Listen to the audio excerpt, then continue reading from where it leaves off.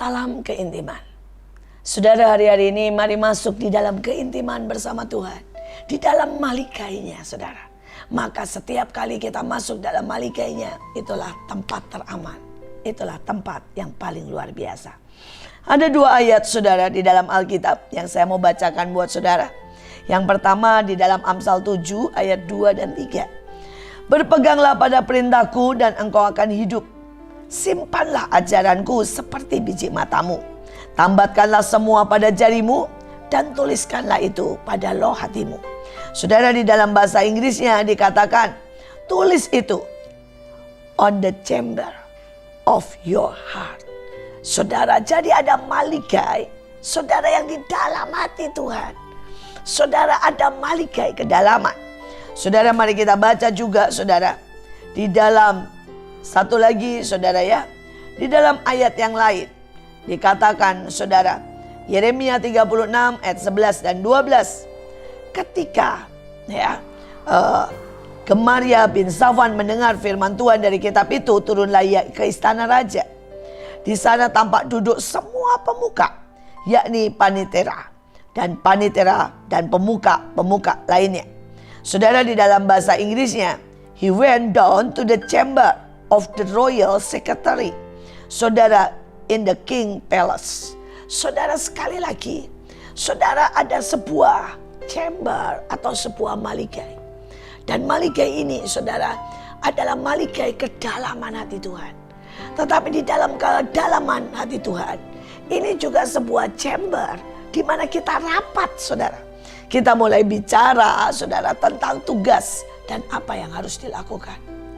Hari-hari ini saya masuk dalam kedalaman hati Tuhan. Dan ayatnya berkata, kalau engkau masuk dalam kedalaman hatinya, engkau melakukan apa yang Tuhan mau, engkau akan hidup. Engkau tidak akan mati. Saudara, yang pertama adalah rohmu akan hidup. Tapi yang kedua, jiwamu akan hidup. Dan yang ketiga, jelas, tubuh kita akan hidup. Ada banyak orang pada saat-saat ini membiarkan suara lain dan tidak menangkap hati Tuhan. Dan pada waktu kita terpisah dari hati Tuhan, maka sebenarnya kita sedang perlahan-lahan memasuki area berbahaya. Tetapi pada waktu kita terus ada di dalam hati Tuhan, kita akan tahu apa yang harus dilakukan. Saudara, hal yang simpel. Pada waktu saudara ini mulai, saya berkata, Tuhan, apa yang kau mau?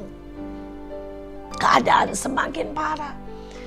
Virus di mana-mana. Apa yang kau mau? Dan hari itu Tuhan berkata dengan sangat jelas, ambil semua yang ada. Perbekalan, makanan, semua yang ada. Dan bagikan untuk mereka yang membutuhkan. Saudara, dan pada waktu kami membagikan kepada semua yang membutuhkan, saudara.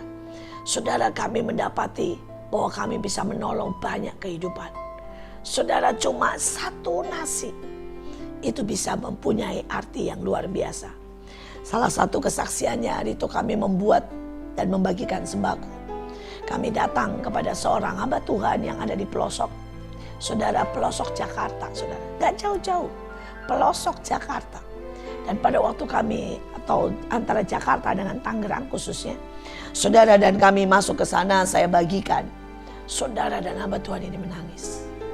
Saudara, dia berkata sudah 3 hari, saudara. Anak-anaknya tidak ada makanan. Dan dia bahkan listrik di rumahnya sudah tidak bisa menyala. Tetapi yang menyedihkan, dia tidak cuma sedang diancam kematian tubuh, dia diancam kematian rohani. Kenapa? Saudara, di dekat di situ ada sebuah masjid dan saya juga melihatnya. Saudara, dan masjid itu menulis sangat besar, saudara. Bagi saudara yang membutuhkan sembako, silahkan masuk, ucapkan kalimat syahadat dan kami akan membagikan buat saudara. Saudara, itu kelihatannya simpel. Tapi hamba-hamba Tuhan itu sudah berkata, Bu, kami sudah tergoda. Kami berkata lebih baik kami masuk ke sana, mengucapkan kalimat syahadat, dan kami menerima sembako buat keluarga kami. Karena tidak ada satupun dari orang Kristen yang bergerak. Tidak ada gereja yang menulis itu besar-besar, masuk, ambillah sembako buat mereka yang membutuhkan. hari ini, pada waktu saya mendengar suara Tuhan, pada waktu saya merasakan kedalaman hatinya dengan berkata, tolong ribuan orang, tolong, karena mereka akan kehilangan hidupnya. Bukan cuma secara tubuh, tetapi juga hubungan dengan Tuhan.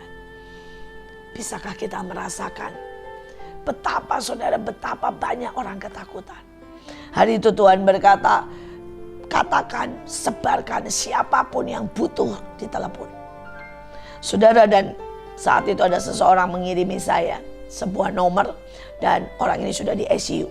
Dan saya meneleponnya. Saudara, dan orang ini pada waktu saya telepon, dia berkata, Bu, tolongi saya dengan suara yang sangat tidak jelas karena dia pakai saudara ya, tabung oksigen. Saudara, dan dia dengan suara yang sangat tidak jelas, dia bilang tolongi. Saya bilang kenapa? Di sebelah saya mati, di kiri saya mati, di kanan saya mati, dan saya nggak tahan. Dia teriak-teriak, saudara, dan waktu itu saya cuma keluarkan satu firman. Saya berkata, kamu akan hidup dan tidak mati. Tuhan berkata sangat jelas, kamu akan hidup dan tidak mati. Saudara, dan dia mulai berkata, Bu, apa yang harus saya katakan? Apa yang harus saya buat? Saya berkata, tolong pencet. Ya, kami berkata, lihat khotbah saya, pasang keras-keras. Saudara, dan dia bilang, apa boleh? Saya bilang, sudahlah, setidaknya Bapak bisa mendengar. Ya, saudara, dan dia pasang, saudara, khotbah saya keras-keras. Saudara, dalam 3 hari dia keluar dari ICU. Dan dia berkata yang membuat dia keluar bukan obat. Dan sebenarnya keadaan dia tidak berubah, saudara. Tetapi dia berkata, tiba-tiba saya punya iman. Tiba-tiba dia berkata kepada saudara ya, semua perawat, dokter, dan berkata, biarkan tempat saya buat orang lain. Ada lebih banyak orang yang membutuhkan ICU. Saya sudah hidup, saya sudah sehat, saya merasa baik-baik saja. Lebih baik ini buat orang lain. Dan dia berkata sama saya dengan tertawa, saudara, ditelepon kalau saya di ICU saya lebih cepat mati. Karena saya melihat kiri dan kanan saya, setiap kali mereka sesak nafas, saya ikut sesak. Saudara, dan dia memutuskan keluar. Setelah di luar, saudara, dalam 2 hari dia berkata lagi, lebih baik tempat saya buat yang lain. Saya lihat banyak yang antri, lebih baik saya keluar. Saudara, dan dia bilang saya akan isolasi mandiri. Saudara, dia keluar. Dan setelah itu dia cuma bersuka cita. Dia hentikan semua obat. Karena setiap kali dia minum obat, dia mual, dia sakit. Saudara, dia merasa seperti keracunan, saudara ya. Dia hentikan semua obat. Dan dia mulai bersuka cita. Dia mulai pegang firman Tuhan, dia akan hidup dan tidak mati. Saudara, dan saat itu 1 orang diselamatkan. Sekali lagi, apakah kita bisa menangkap hati Tuhan? Saya berharap hari ini setiap saudara tangkap hati Tuhan. Dan saya bisa merasakan getarnya. Dia tidak mau kita bicara tentang ketakutan, tentang bahaya virus ini. Karena hanya sekali, saudara, 1 kata Tuhan sanggup menyembuhkan. Saudara, beberapa orang berkata, Bu, ini virus nyata, saya tahu. Dan kenapa ibu bicara tentang menengkingnya?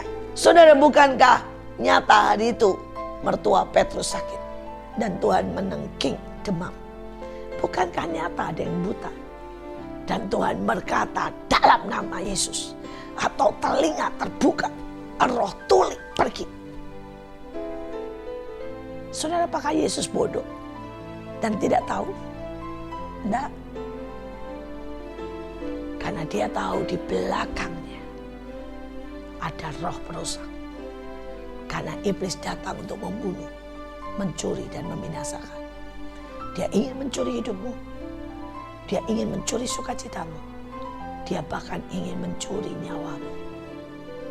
Tetapi sekali lagi, masuklah di dalam keintiman.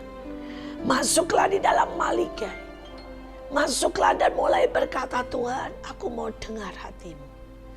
Mari pada waktu saudara berdoa, berjalan, pada waktu saudara di mobil sendiri, jangan terlalu banyak mendengar berita-berita yang tidak baik. Tapi dengarkan Tuhan. Dengan mulai berkata, Tuhan, aku mau kedalaman hatimu. Aku mau melakukan, menjadi pelaksana daripada hatimu sendiri.